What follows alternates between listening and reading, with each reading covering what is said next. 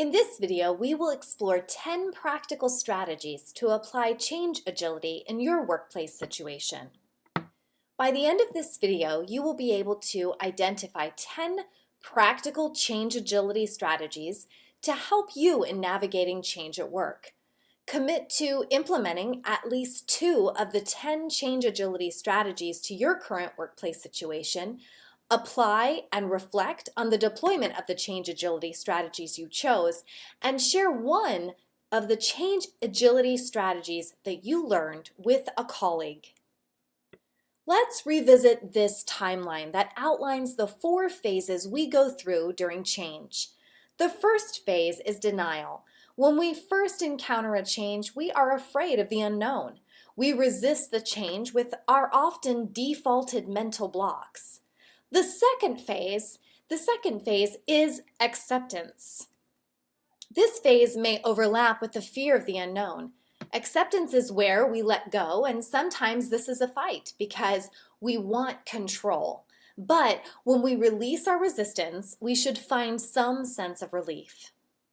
Phase 3 is the maintenance phase. It often overlaps with the acceptance phase, and this is where we are learning. This phase requires grit, stamina, and time. The maintenance phase is tough.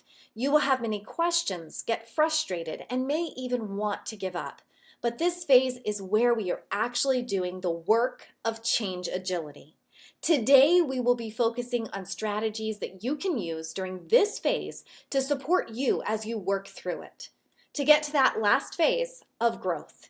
You will begin to see incremental growth as you look for it in the maintenance phase. Once you have implemented the change and invited it into your day-to-day work practices, you can start to measure the outcomes against where you were before the change. Often, we realize the benefits of the change and the rate of our former performance is not only matched, but it is surpassed because of the change. I mentioned the word grit earlier. What is grit? Professor Angela Duckworth defines grit in her book as passion and perseverance. And she goes on to describe grit as living life as if it is a marathon rather than a sprint. It's sticking with it, even when we feel like giving up. The maintenance phase of change requires us to have that grit, to embrace the learning and keep progressing forward, even when we get discouraged. My hope is that the following strategies will empower you to tap into your own gritty self and grow in your change agility. The first strategy is to get on board with the change. Remember, if the change does not compromise your values or your non-negotiables at work, then you need to jump in. Why? Because the ship or the wagon or the bus or whatever you want to call it is leaving without you. And the longer you hold on to that resistance, the more difficult the change will feel in your life. Getting on board is the first practical strategy we can apply to cope with change in the workplace. Instead of complaining about the change and trying to prevent it from happening, which is denial, get on board and get excited about it because it's going to make your life a lot easier. In addition to that, if your attitude of getting on board is going to show you in a positive light, and that's really going to help with your career because you are embracing change. Strategy number 2 is face your fears. A lot of resistance to change is because people internally are really afraid. Whether they know it or not, there is a fear of loss of job, fear of loss of power and control, fear of what others will think of you, fear of looking like a fool, and fear of failure. Don't let your fear control you because it really has a negative impact. Acknowledge your fears. When you fear change, productivity expert Tim Ferriss recommends writing down your fears on paper so that you have them in an objective form, and then you can stop dwelling on them. Then go through each one and jot down what you would do in the event that fear came to pass.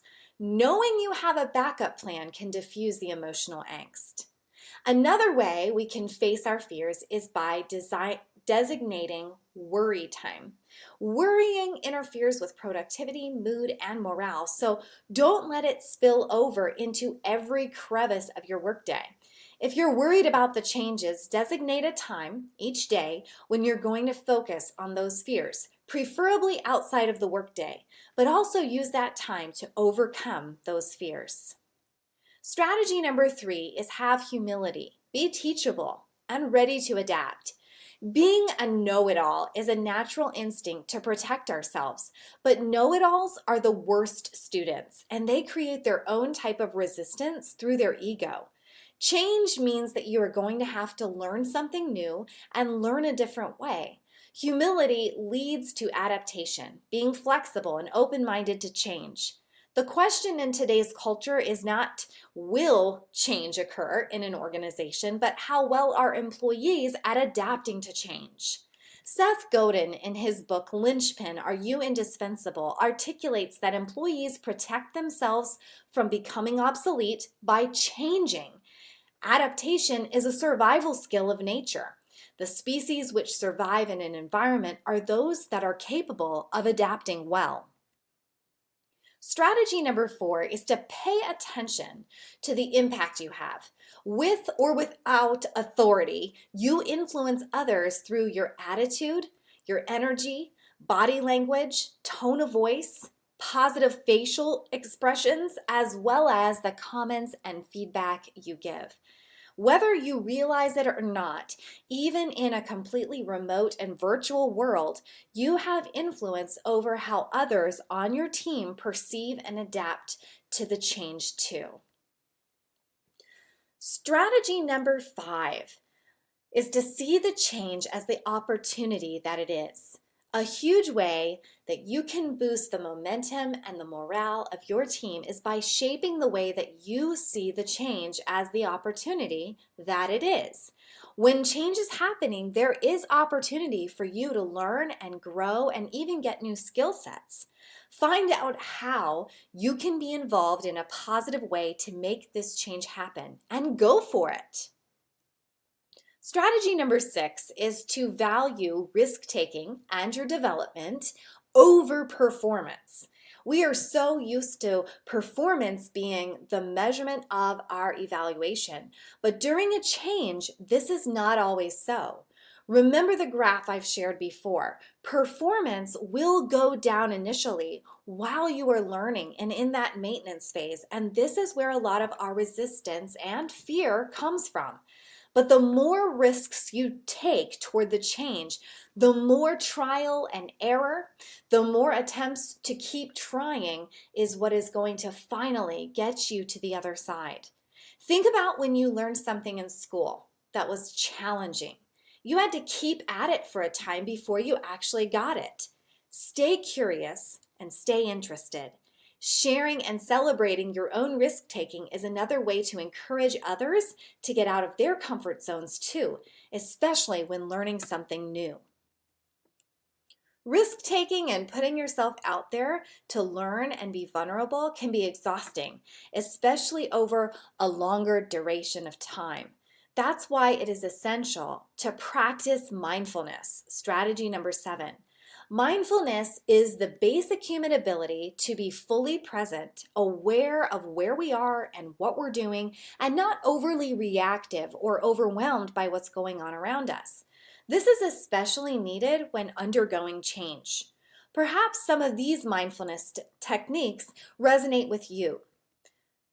Gratitude practice, whether through journaling or setting a reminder on your phone each day to make a list or focus in on why you are grateful for what you do have working out for you.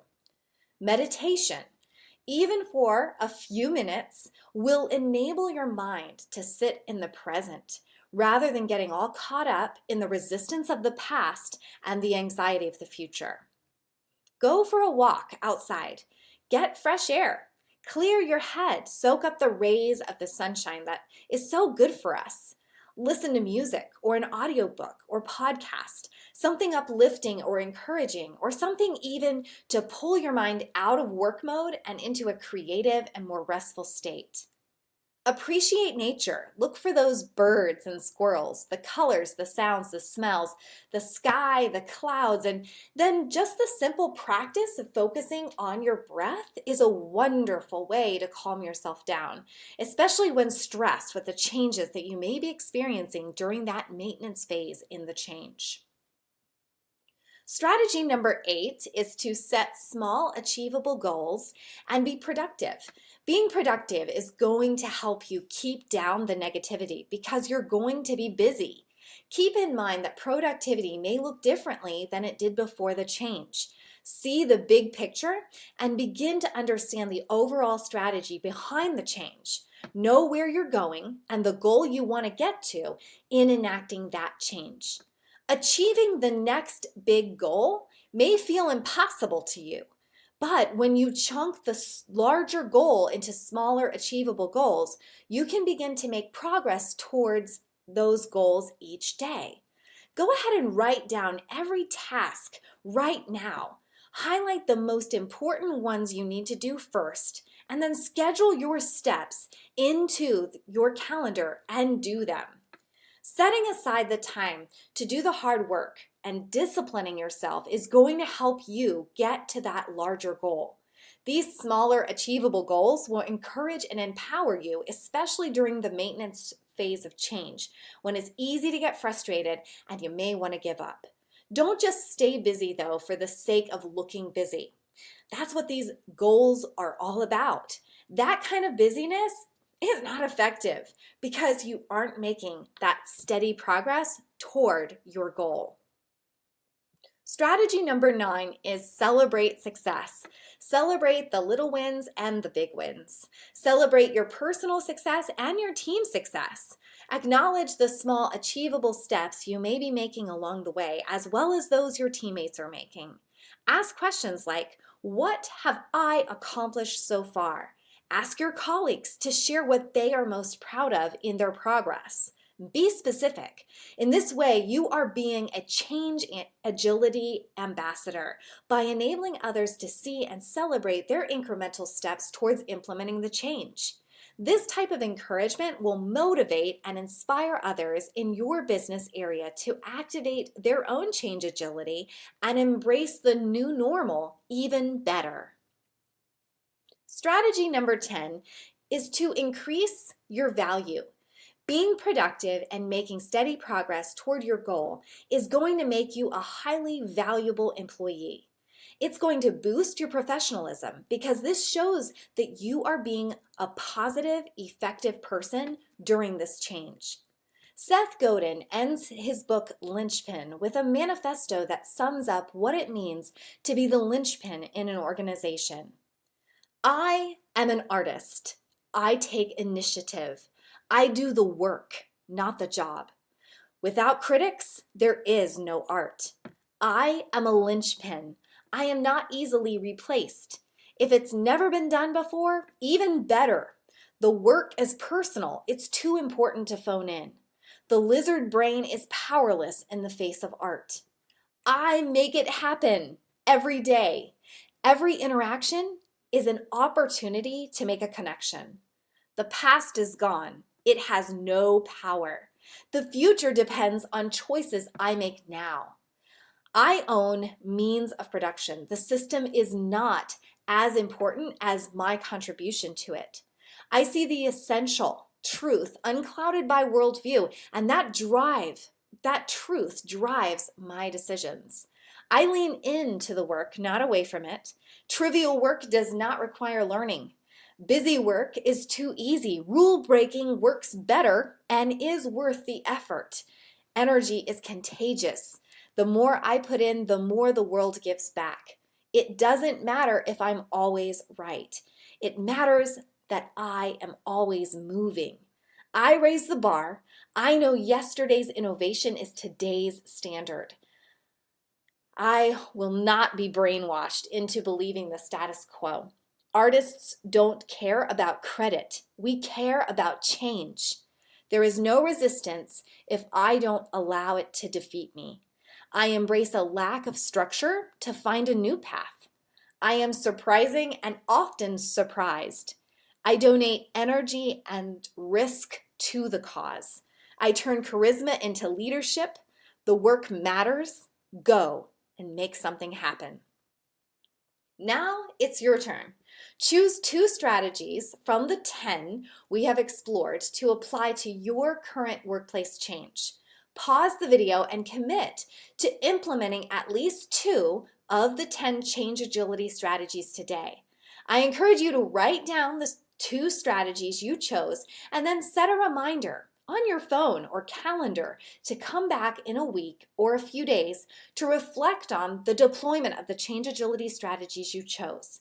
The final step in truly being the change agility ambassador that you are is to share one of the change agility strategies that you learned with a colleague.